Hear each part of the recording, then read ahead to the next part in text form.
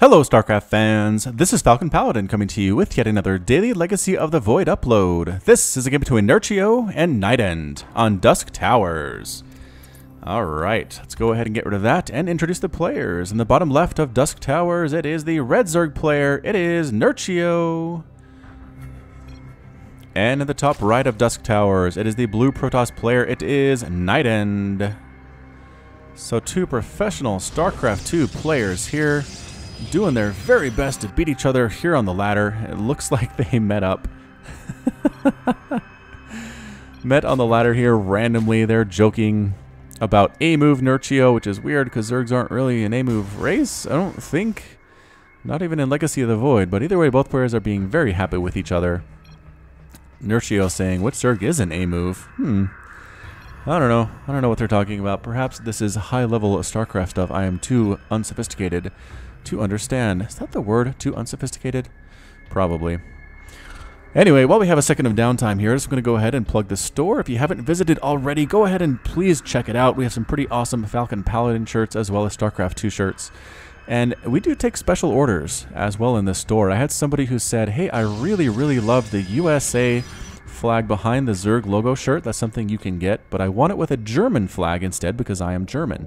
And you know what? We can do that. Are you from France? We can do a French flag. Are you from Uruguay? We can give you a Uruguayan shirt or flag. Is that Uruguayan? Is that how you say that? I'm so embarrassed right now. Anyway, hit us up for special orders. We can totally do that for you. And again, just check it out. The link is in the description as well as in the end slate at the end of the game. So obviously, hatch first coming from Nerchio, nothing too crazy. Looks like a Nexus after Gateway and Gas coming up for NightEnD. And a Probe Scout coming out as well. So 3 hatch here from Nerchio, feeling very safe indeed. Getting the spawning pool, getting the gas. Not a super greedy build. I mean, there are 3 hatches coming out pretty early, but again, the spawning pool just about to finish as well. Man, these guys are talking like crazy. I'm not really reading it. I'm trying to figure out what's going on in this game. Cybernetics core on the way for NightEnD. The question for the Protoss is always, what will they do after that Cyber core? Because this is pretty standard stuff.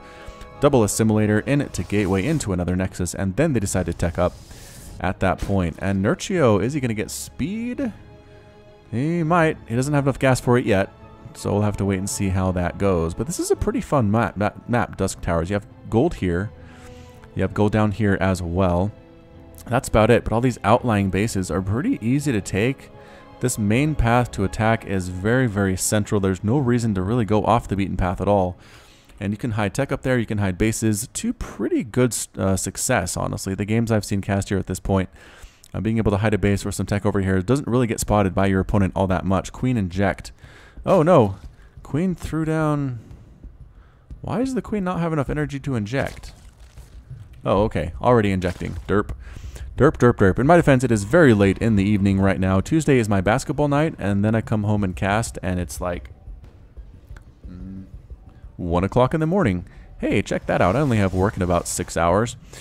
Anyway, I also want to say thanks to everybody that has subscribed recently to my channel. I got a huge influx of people over the last week or so. I'm really appreciative to everybody who has been hitting that like button, hitting that subscribe, and just kind of making the legend of Falcon Paladin grow, I guess. Still a lot of people who have yet to hear about me, so if you want to share my videos on Reddit or on Team Liquid or Facebook or Twitter or things like that, I would not say no to that. No sirree Bob. You can find me on Twitter and Facebook at /FalconPaladin and share my stuff directly from there. I do like to post funny things, interesting videos, not just links to my cast. I have followed people before, casters, who only post links to their cast, and it's kind of boring because I'm like, I know where your casts are. They're on YouTube, duh.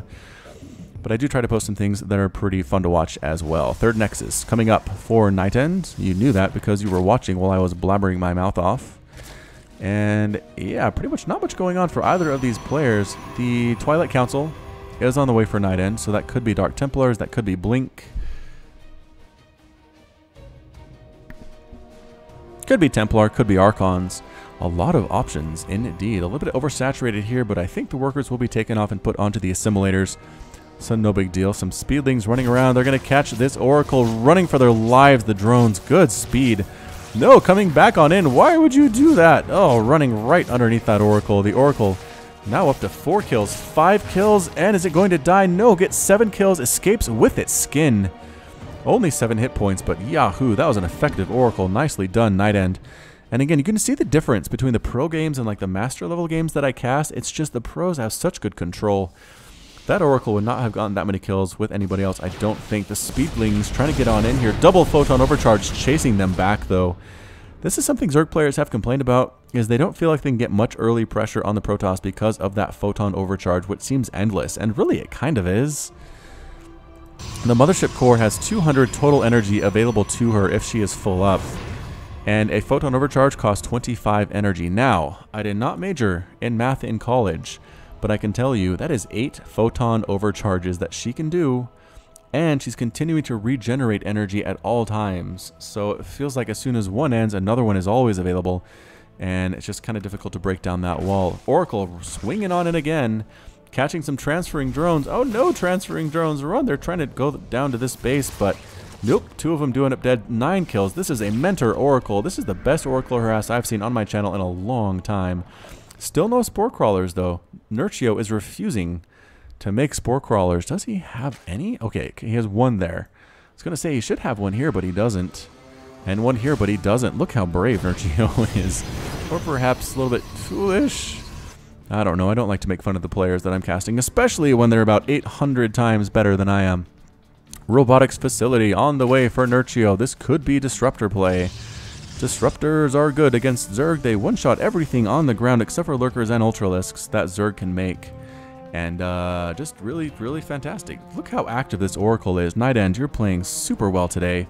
I like to see this from the Protoss players that I cast. Observer on the way for NightEnD. Nerchio getting a hive. 6-minute hive for Nerchio. Where is that, baby?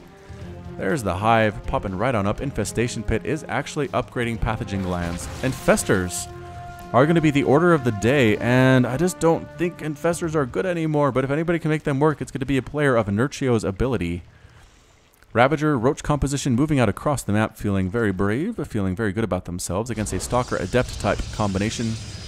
And Warp Prism on the way, not a Disruptor, so Warp Prism.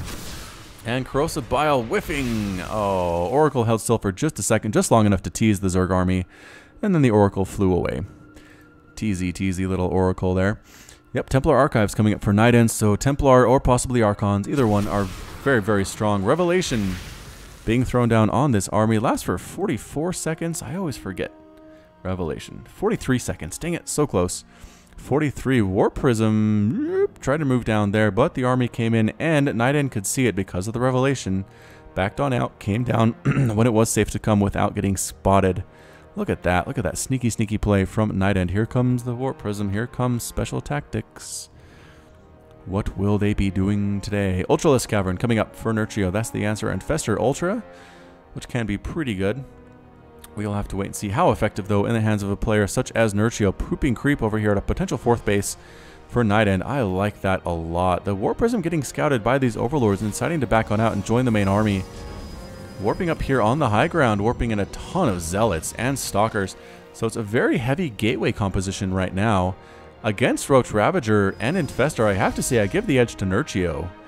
As far as this particular confrontation goes, we'll have to see how well NightEnD can do this, especially with the Blink Stalker Micro dancing back and forth, warping in, and there the Templar come. Okay, now there's Storm available. That changes things. Nope, Archons.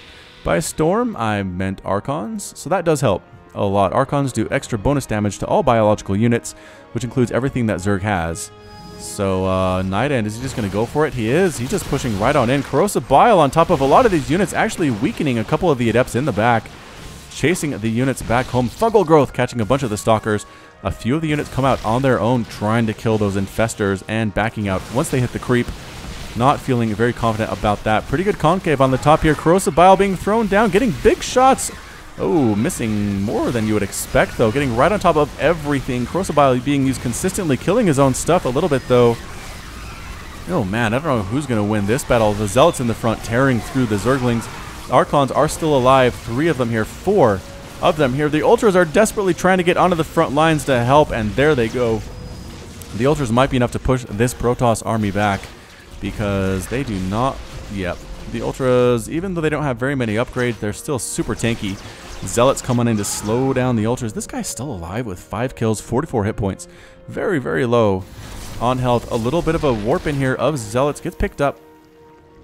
The Lings stopped that fairly quickly. Nothing can kill the Warp Prism yet, though. And Nerchio pushing across the map with the Ultras with +2 attack and +5 armor. Just picked up 5 armor. No big deal.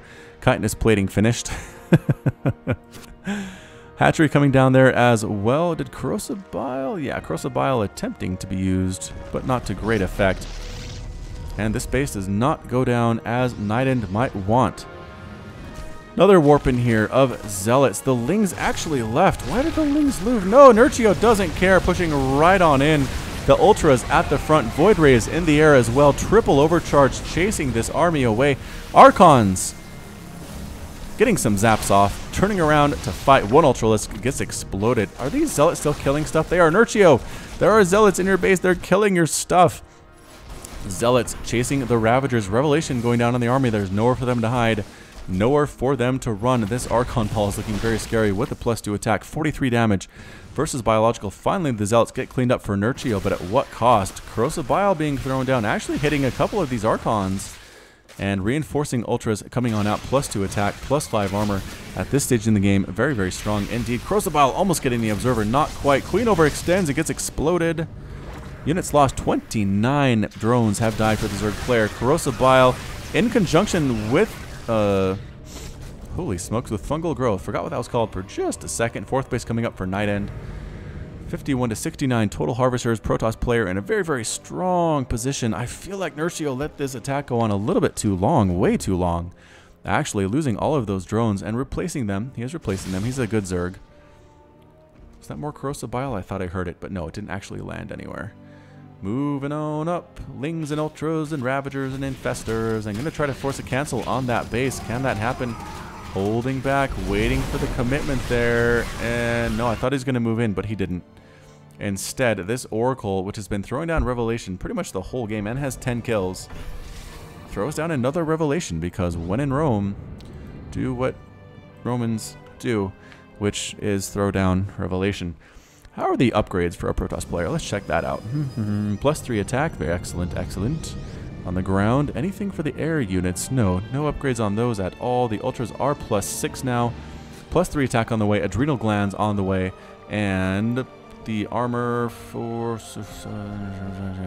looks like it needs 2 more levels of armor to get up to fully armored on those Ultras, but not bad nonetheless. And Nerchio hasn't actually lost any bases. He's lost workers, which is a problem. But he hasn't lost any bases. He's back up to 65. It's basically a reset at this point. Another Revelation goes down. NightEnD being so quick on the trigger with that Revelation. Here comes the Zealot, Archon, Immortal, Adept army with an Observer overhead. Fungal Growth catches a lot of the units there. The Zealots come in anyway, and they pretty much are standing and holding their own and getting destroyed at the same time. Corrosive Bile on top of all these units in conjunction with the Fungal Growth, forcing a retreat though from Nerchio. And Overlords overhead are getting killed. Another Fungal Growth, another Corrosive Bile, but it just doesn't do enough damage against Protoss. I don't think that's it. Nerchio leaves the game. NightEnd's victorious, and that is it for our PVZ today. NightEnd doesn't want to leave the game quite yet. He wants to destroy all the Zergy units, so we'll go ahead and let him do that, but we'll wrap it up.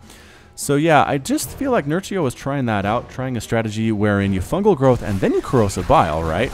Seems like it makes sense, but I don't think Corrosive Bile does enough damage to Protoss units. Like I said earlier, Corrosive Bile does 60 splash damage. And when you look at stuff like Archons, which have a total of like almost 400 hit points, Immortals with 300 hit points, 60 is just not a big number, really. I mean, it's pretty good against Zealots. I think it might be better against Bioballs, against Terran, and good against Zerg as well, just because a lot of their units have low hit point counts. But against Protoss, I'm just not sure this is a good strategy, or we'll see this anymore on. But kudos to Nerchio for trying it. I really do appreciate that. Really like to see bravery from players who try out new strategies. And it didn't work today, but maybe it will work next time. So that's about it. Thank you so much for watching. This has been Falcon Paladin with yet another daily Legacy of the Void upload. Hit that like button, hit that subscribe if you like what you saw and what you heard today. You can also catch me on Twitter and Facebook, all at /Falcon Paladin. I mentioned that earlier in the cast. Go ahead and visit the store if you have a moment. There's a link in the description as well at the end of the cast. If you haven't heard the music at the end of the cast, I strongly encourage you to stick around and listen to that. That's by Seabeats. You can find him at soundcloud.com/Seabeats. There's a link in the description as well for his stuff. So Again, thanks for joining me today. Thanks to everybody who has been subscribing and liking and watching my videos over the last couple of weeks. I really appreciate the support. And until next time, as always, you take care of yourself.